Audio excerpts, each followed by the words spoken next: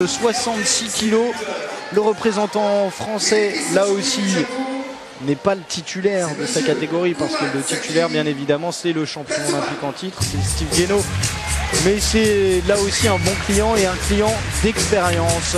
Il est rugueux, hein. Physiquement il est solide, hein. J'avoue, c'est en ayant des adversaires de haut niveau en France que la catégorie devient du niveau international, et c'est pour cela que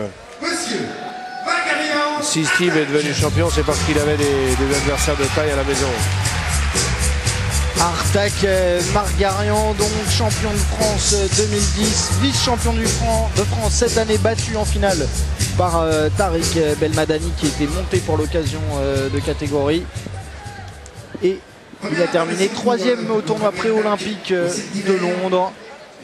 Non, il a fait une belle perf à Londres, hein. Il y a eu un tournoi donc, pour essayer les nouvelles installations.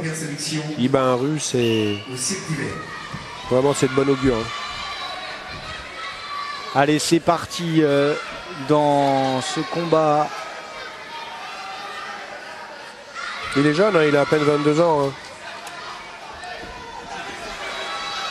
Ils sont nés à 11 jours d'écart, Tatsuma Kurosaki et Artak Margarian, tous les deux de l'année 89, du mois de novembre.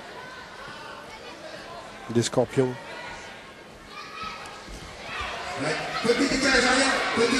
Et le décalage a été fait par Artak, mais bien rétabli, le japonais. Avec un soulevé maintenant. Il n'a pas pu le retourner. Il n'a pas pu le retourner. Il n'a pas contrôlé. Mais par contre, il a dû. Il a envie de le refaire. Et voilà pour Artak. Il est déçu Artak, parce qu'il pensait que ça allait plus payer. Ça aurait dû payer davantage. Ouais. Un effort physique comme ça, arracher son adversaire. 2 arrachés de suite. Il faut marquer 3 points. Je pense que les entraîneurs vont lui faire une petite réflexion sur le... Ah bien. Ah, super. Est-ce qu'il y a des reproches à faire en même temps sur un jeune aussi combatif comme que lui?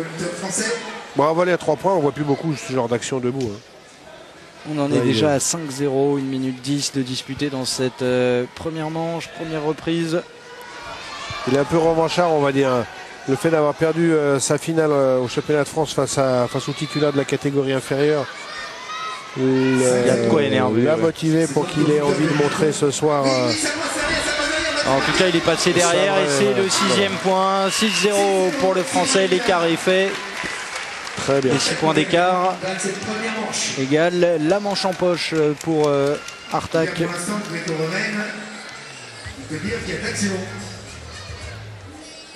Le seul défaut d'Artak Margarian, c'est tout de même d'être de la génération de Steve Guénaud.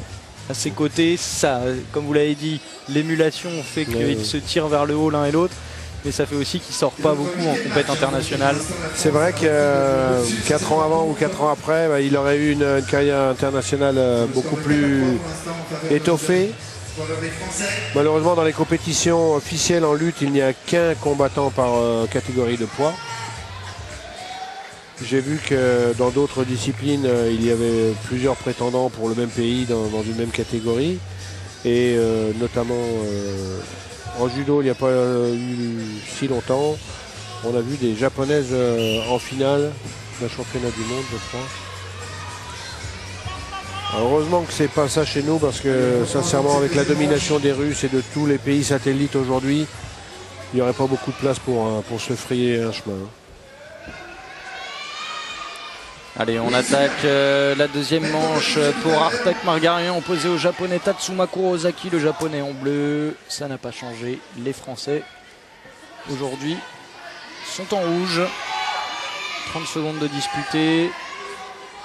Une manche à 0 pour le Français. Il lui suffit de remporter cette manche.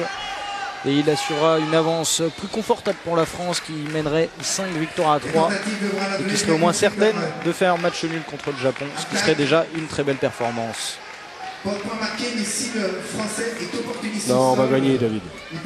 On a confiance. Je sens la victoire. Avec un nouvel arraché de la part de Tarak, le 3e dans ce combat, et cette fois il s'est appliqué pour le placer sur les épaules, et c'est une action à 3 points. On en est à 4-0, il est en train de le terminer au sol. C'est bien son côté encore. Elles étaient positionnées jeune, les épaules. Le japonais s'est bien retourné, il a réussi à revenir. On en reste à 4-0 pour le moment. Oh, c'est tranquille. Un lutteur d'expérience se serait approché de la zone pour faire son action. Et dans le pire des cas, il serait allé dehors. Donc il n'aurait pas eu de difficulté. Erreur du speaker et de ma part, on en est bien à 5-0. Il reste plus qu'un point à Artak à aller chercher pour remporter ce match. Et ce serait la première fois qu'un lutteur remporterait ces 2 manches avant la limite. Ouais, mais j'entends dans le public des gens exigeants, ils veulent voir des souplesses. Alors qu'en lutte gréco-romaine, c'est quand même... Waouh! Ça, c'est une bascule. Contrôle bras-tête en rotation. Satisfaction en tout cas des entraîneurs de la lutte gréco. Et victoire pour Artak Margarian dans la catégorie des moins de 66 kg. 2 victoires en lutte gréco-romaine pour le moment. Il nous reste 2 matchs comme vient de le dire Jean-Michel. 2 matchs à venir dans les plus fortes catégories. À venir justement la catégorie la plus lourde, la catégorie des plus de 85 kg.